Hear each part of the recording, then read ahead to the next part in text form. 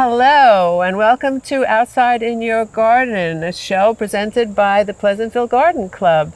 I'm Gigi. And I'm Michael. And where are we today, Michael? We're at Elizabeth Singh's garden today. She's a garden club member and she has some lovely cutting gardens. She's got this beautiful amaranth here in front of us, which is an amazing color, isn't it, Gigi? It's beautiful. And behind us, we have some goldenrod, and it's for September. It's amazing. Right. And let's meet Elizabeth so she can tell us all about it. And so now here we are with Elizabeth, and Oscar was keeping us company here in this beautiful garden. And Michael mentioned the amaranth. So can we talk a little bit about what you have here, first of all? Sure.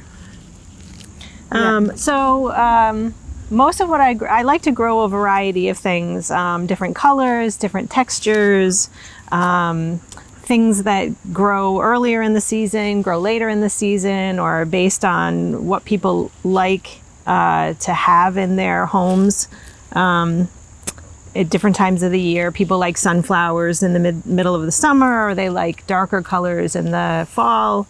Lighter colors in the spring, so I like to. So this garden changes totally for the season. It right? does. Yeah. It does. So, yeah. So in spring you have something different. This is a fall flower now. The amaranth. Yep. This sort of late summer, early fall. What is this one here that is so amazing? Is this a fall flower also? This is something that grows almost the entire summer. It's coming to the end, going to seed. But this is celosia. It comes in lots of different shapes and colors, and I like to use it a lot. In almost any bouquet that I make, I put some celosia in it. Yeah, I see. When you say shape, it is interesting because some of it looks like a fan, and some of it looks like a cylinder. Yes, some of them are plumes and fans, and there's even some that look like a giant brain. Oh, really? Which are a little harder to use in bouquets, but. Put it on the top and where the head is. And over here you have some beautiful zinnias. Yes, zinnias. I like to grow zinnias. They're a nice focal flower, and they last. And do you cut these back so that they'll grow again, or is this it? Was this once this is grown? So I grow.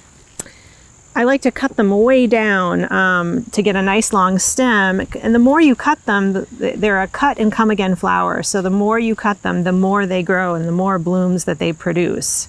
Well, you mentioned something about cut and, what did you call it? Cut and come again. So what would you suggest if someone was starting? Because that's a great thing to cut and come again. Yeah, you have a full garden right away. Well, for sure I would grow zinnias. They are so easy to grow from seed.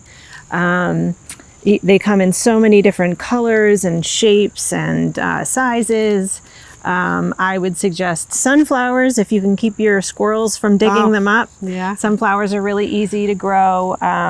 Cosmos are very easy to grow.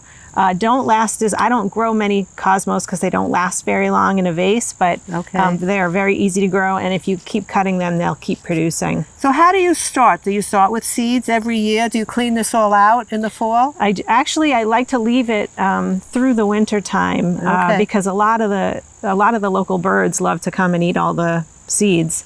So I'll leave it for them, and then in the springtime I'll come and I'll clean it all out. Then I start my seeds indoors under grow lights in the very early spring, sometimes as early as February. Maybe we'll go see that seed garden that you have inside. Meanwhile, we're going to cut some flowers, are we? Yes. And make a bouquet. Okay. Absolutely. And so this is a goldenrod you're cutting now, right, Elizabeth? That's right. Yeah. Kind of just showed up here, but I love it. Okay. So it's a native that just grew here? It is. It's a native. And it comes back every year. Yep. And this will look really nice in a fall bouquet. Yes, it will. It'll give it a little color and a little bit of sort of movement and air. Yeah. And you take off the bottom leaves because? Because if you leave all those bottom leaves and then somebody puts them in a vase, they're going to cause the bouquet or the water will get sort of yucky, and the bouquet will rot. So what is this you're cutting now? This is called Love in a Puff. and it's a vine that I actually find really pretty to put in bouquets. It has these little sort of pillows, but when you open them up after they dry, the reason it's called Love in a Puff is because the seeds inside each have a little heart on them. Oh, yeah, that's so cute. So yeah, I'm just going to cut a little bit of that. So how do you put this in a bouquet? Draping off the side? I might drape it off the side. I might actually cut it so that it's not as long and drapey. Or sometimes I'll even take it and wrap it around the bouquet like that. Nice. So cool. Beautiful. Yeah. Of all the beautiful colors of zinnias, you've chosen a gorgeous, beautiful orangey color. How do you know when it's ready? There's actually a really good test for determining when a zinnia is ready. If you pick it too early, it'll just droop and fall over and it won't last very long. So the way that you can check is you sort of take it from the stem, and if you do this, you'll see that the head of it is kind of floppy. Yes. That one's not ready. Okay. This one, that one's ready. It's got a stiffer neck there. Wow. So we're going to cut that one. And I like to cut it nice and long. How did you learn that? Was that trial and error, or did you... No, I learned that in a course that I took, an online course that I took on flower growing. See all the secrets. That one's not ready. Not ready, huh? That one's better. Well, these beautiful ones. Oh, you really go high because you don't know what size vase. Is that why? Right, and sometimes those leaves will get in the way too. Okay, so the design. Yep. Okay. And sometimes they've got a little mildew on them too, and we want to remove that. Oh, you cut the petal, you mean? No, I mean the leaves. The leaves. Yeah, this time of year they get a lot of powdery mildew. Oh, I see it. So, okay. Yeah. So do we have it? We finished? I think we'll cut a few more. Okay. All right, so the amaranth, now we saw the purple one. Now this is a different color. And why are you choosing this color to go in this bouquet?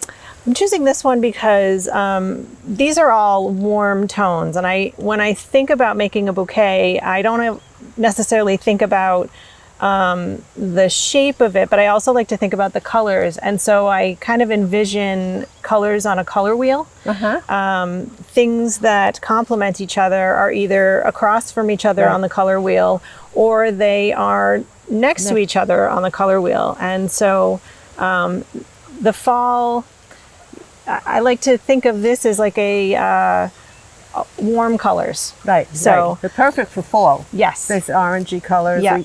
So yellow and orange and a kind of a brownish color. Pick this. This is called Hot Biscuits. Hot biscuit. Wow. Yeah. Okay. I'm going to take off some of that lower stuff and just let it fall on the ground. Is that seeds will come? Those are seeds, yeah. They'll come back, I'm sure, with a vengeance. Look at this color palette. Oh my gosh. I would never have put these together. I would have gone with the purpley one, but this is so much better. Wow, beautiful. There you Look go. at that. She knows what she is doing. Let's go visit her dahlias. Okay, so hi Elizabeth. Hi. So that was nice, you and Gigi cutting lots of your annuals. Here you're with your dahlias, aren't you? Yes. So tell us about these. You've got quite a lot here, don't you? Yes. I have about 100 dahlia plants in here. Yeah.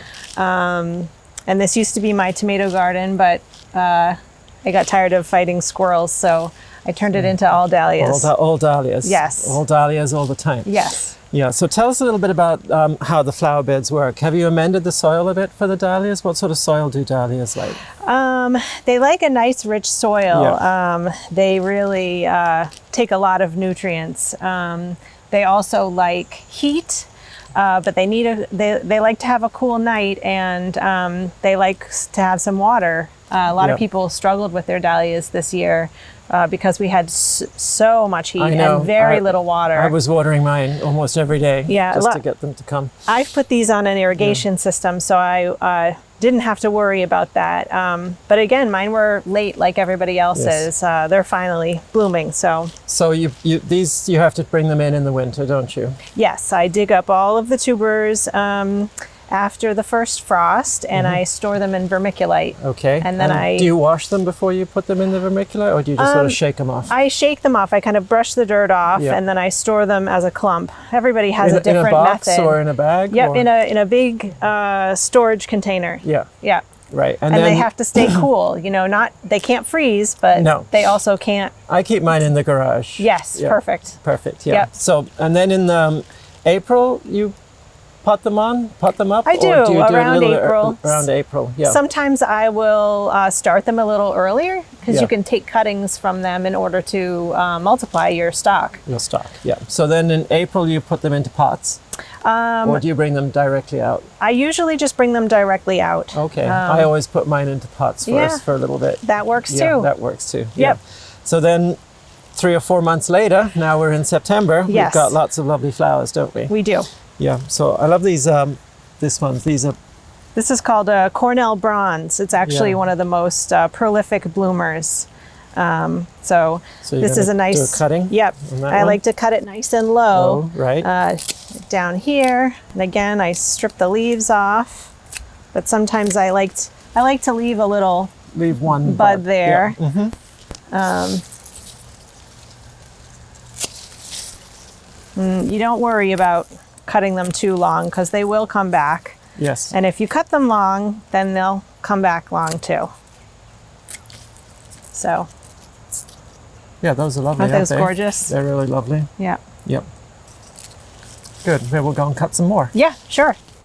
Okay, so Elizabeth, you were telling me that this lovely yellow one you grew from seed. You I want to did. talk a little bit about that? Sure. So you can also grow dahlias from seed. You can buy them from a seed company. Yeah. And it's sort of a jackpot. You just don't know what you're going to get. That sounds fun. It is. Yeah. And you can get. Some people think that it might take years to get a dahlia plant from a seed, but it actually, you can get flowers and tubers that same year. So I just started this one last year. I grew this one from seed, and I loved it so much. That color and the shape, the sort of the petals that look like they've got had them cut with pinking shears. So I saved it. I saved the tubers and regrew it this year. Great. Yeah. So I'm going to cut this one as too. well.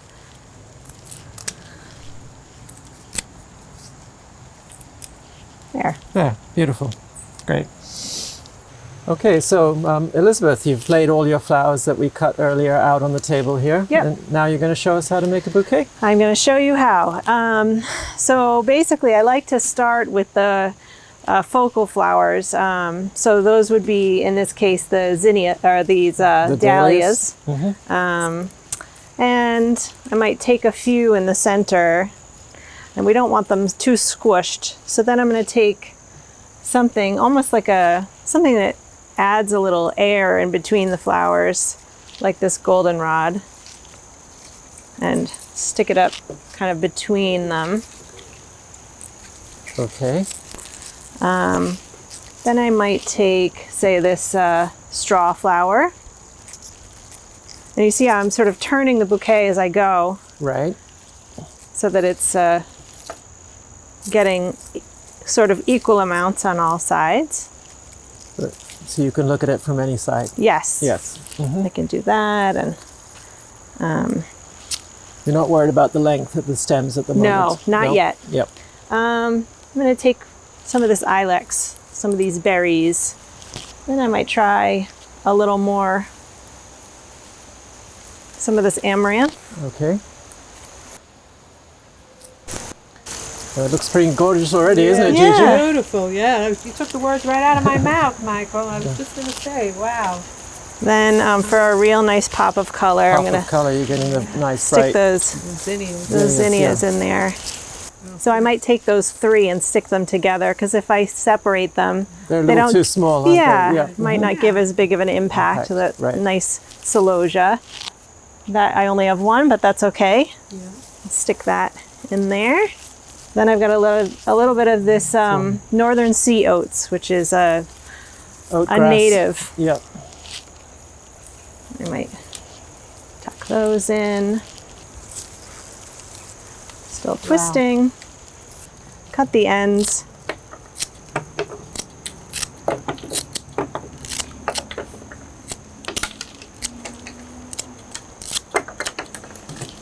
they're around the same length. Yep. Oh, take my rubber band here. And I find a nice strong stem and I slip it up one side, wrap it, and then up another set of stems so it's holding together nicely. Right. I have a square of paper here that I'm going to fold. Find hopefully a side that won't get too squished, and I lay it down. And then I wrap it like that.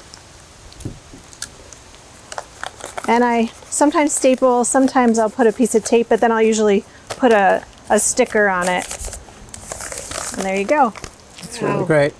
A beautiful way to end this show. Don't Wasn't you it? think, Michael? It was lovely. Yeah. Thank you so much, Thank Elizabeth. you. It was really a pleasure to see your garden, Amazing, your cutting yes. gardens, and to watch you make a bouquet at the end was really lovely. Special. Yeah. Thanks so much. Thank you.